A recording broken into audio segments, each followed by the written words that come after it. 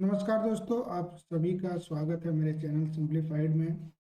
दोस्तों, आज मैं आपके सामने जो प्रॉब्लम लेकर आया हूँ, ये जेईई मेन 2026 में पूछा गया था। तो बेसिकली इस सवाल को सॉल्व करने के लिए आपको मैकेनिकल एनर्जी कैसे कंजर्व कराते हैं उसका कॉन्सेप्ट क्लियर होना चाहिए, या फिर उसकी मदद से ही ये सवाल हम बना पाएंगे। तो दोस्तों, इस सवाल में अगर आप ध्यान से पढ़ोगे तो बेसिकली आप देखो तो इसमें क्या बोल रहा है कि एक स्मूथ इंक्लाइंड प्लेन दिया हुआ है, ठीक है, which ends in a circular loop. A small body is released from height h as shown.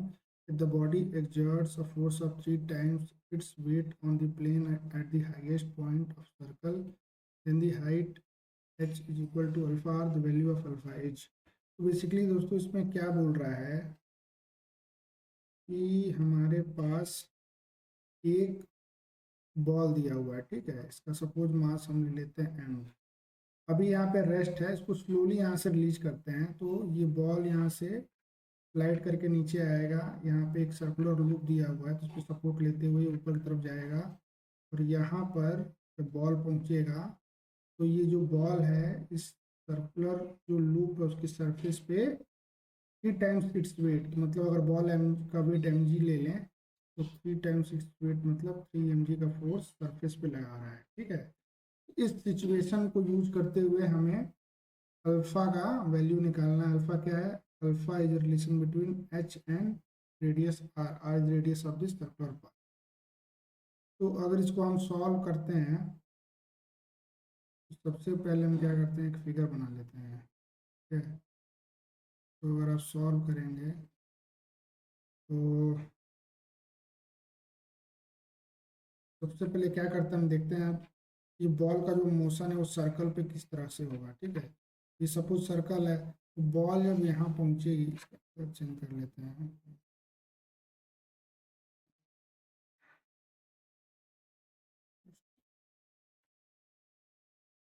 ठीक है।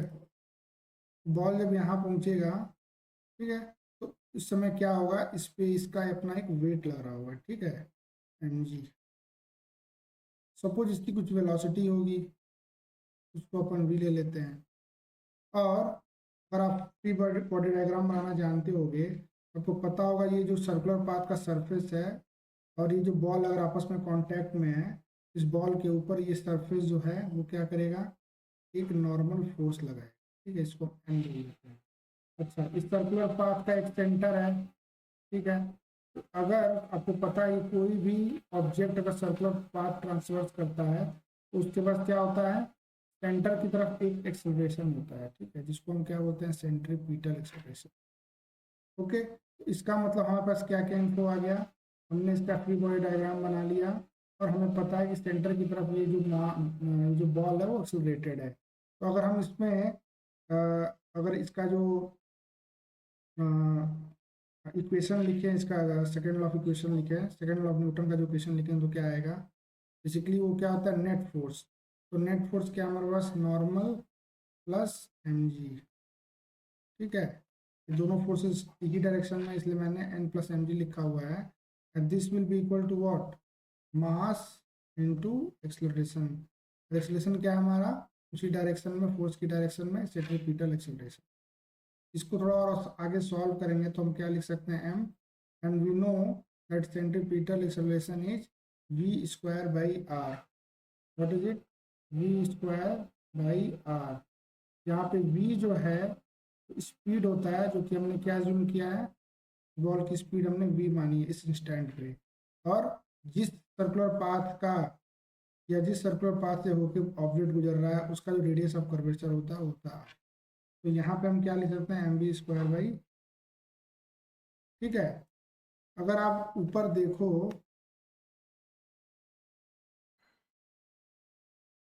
अगर आप ऊपर देखोगे तो क्वेश्चन में क्या दिया था, क्वेश्चन में दिया हुआ है कि at the highest point force on body is 3 times weight, ठीक है। तो इसका मतलब आपको क्या बताया जा रहा है, इसका मतलब बेसिकली क्या बोल रहा है कि जो फोर्स ऑन दी बॉल, तो फोर्स कहाँ से आएगा, सरफेस से एन के रूप में आएगा। और ये n कितना है, 3 times body weight. Body weight हमने mg लिया है, इसका मतलब n will be equal to 3 mg।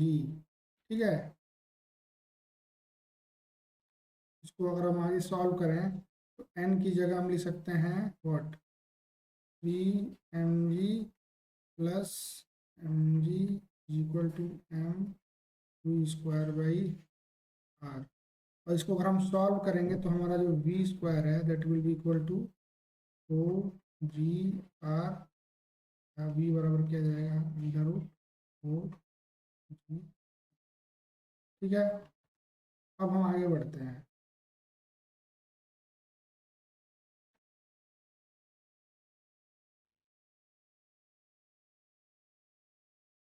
आगे हम बढ़ते हैं, हमें स्पीड मिल गया हाईएस्ट पॉइंट पे।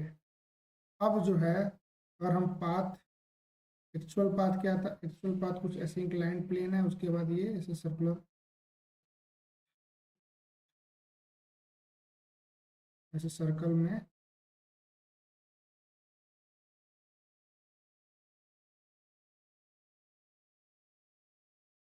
पाथ कैसा है, ऐसे इंक्लाइंड प्लेन आ रहा है, फिर एक अंत में सर्कल बन रहा है। ठीक है, और हमारा बॉल कुछ यहाँ से रिलीज हुआ था, तो अभी बॉल कहाँ पे, बॉल यहाँ पे है। ओके, और हम क्या करते हैं, ये जो हाइट दिया हुआ है नीचे से वो दिया हुआ है h, और ये जो हाइट है ये नीचे से जाएगा 2r, क्योंकि सर्कुलर पाथ की रेडियस r है। अगर हम मैकेनिकल एनर्जी कंजर्व कराना है तो हम क्या करते हैं, जो ये वाली बॉल जहाँ पे है इसको हम ले लेते हैं अपना रेफरेंस लाइन, और रेफरेंस लाइन पर हम क्या करेंगे, पोटेंशियल एनर्जी को जीरो ले लेंगे। ठीक है, उसको हम जीरो ले लेंगे।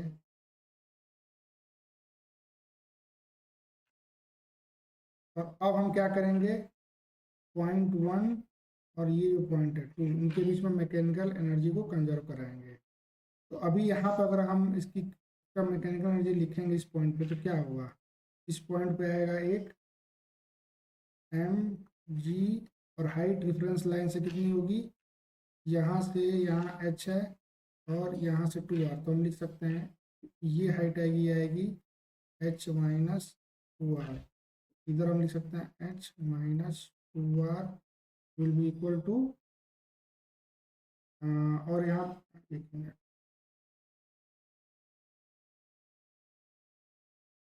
हाँ, प्लस काइनेटिक एनर्जी। तो काइनेटिक एनर्जी कितना होगा, चूंकि इसको रेस्ट से हम छोड़े थे तो काइनेटिक एनर्जी क्या लिख सकते हैं हम, जीरो। प्लस अब हम आते हैं पॉइंट 2 पे, तो यहाँ पे जो हमारा पोटेंशियल एनर्जी है वो क्या होगा, जीरो होगा, क्योंकि यहीं से रेफरेंस लाइन गुजर रही है, तो अपन जीरो लिख लेते हैं। Plus half m v square, क्योंकि हमने क्या माना था कि बॉल जब इस सर्कुलर पाथ के टॉप पॉइंट पे पहुंचेगा उस समय इसकी स्पीड कितनी है, वी है, तो अपन काइनेटिक एनर्जी लिख सकते हैं हाफ एम वी स्क्वायर। अच्छा, और आप देखो तो हमारी जो स्पीड वी है उसकी वैल्यू कितनी आई थी, under root of 4 g r। उस चीज़ को यहाँ पे अगर रखेंगे तो ये बन जाएगा हाफ एम, और स्क्वायर होगा तो अंदर आएगा 4 g r। ओके, कलर को चेंज कर लेते हैं, तो ये हो जाएगा कितना,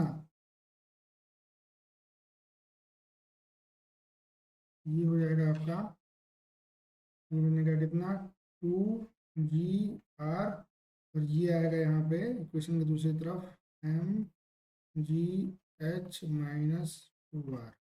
अच्छा, ऊपर अगर क्वेश्चन में हमने देखा होगा, देख लीजिए एक बार फिर से, तो क्वेश्चन में आप देखोगे ऊपर क्या दिया हुआ था, क्वेश्चन में दिया हुआ है कि h is equal to alpha times r।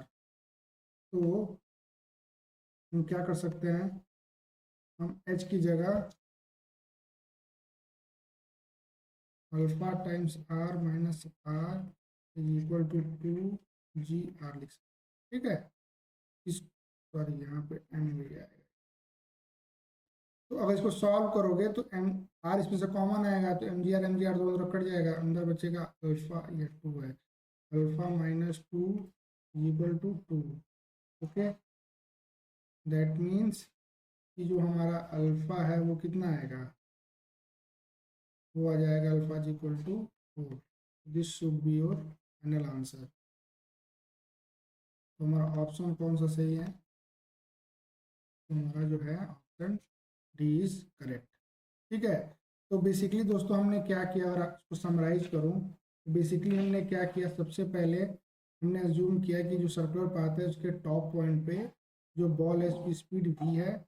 उसके बाद हमने सर्कुलर मोशन, सर्कुलर डायनेमिक्स का कॉन्सेप्ट लगाया और हमने नीचे क्या किया, सॉल्व किया कि भैया अगर यहाँ पे स्पीड v है और इस पे जो फोर्सेस लगेंगे उसको हमने दिखाया है, तो क्या हिसाब किताब बनेगा। यहाँ से हमने क्या किया है, हमने बेसिकली क्या किया, स्पीड निकाल लिया। स्पीड निकाल के उसके बाद फिर हमने क्या किया है, फाइनली मैकेनिकल एनर्जी का कंजर्वेशन कराया है इन दो। तो टॉप पॉइंट जो स्लाइड प्लेन है वहाँ से जो बॉल रिलीज हुई है, top point of the circular path, इन दोनों के बीच में हमने क्या करा लिया, मैकेनिकल एनर्जी को कंजर्व कराया। ठीक है। मैकेनिकल एनर्जी को कंजर्व कराया, जो relation h equal to 2r alpha r दिया हुआ था उसको हमने इक्वेशन में रखा और फाइनली हमारा आंसर कितना है, अल्फा इक्वल टू 4। बेसिकली इसमें दो बेसिक कॉन्सेप्ट्स यूज हुए हैं, एक तो सर्कुलर डायनामिक्स का कॉन्सेप्ट यूज हुआ है और दूसरा मैकेनिकल एनर्जी कैसे कंजर्व कराते हैं। तो इन दोनों का कॉन्सेप्ट जिसका भी क्लियर होगा तो ये सवाल बड़ा ही स्ट्रेट फॉरवर्ड था, इजीली सॉल्व किया जा सकता था। तो आज के लिए बस इतना ही। Thank you very much.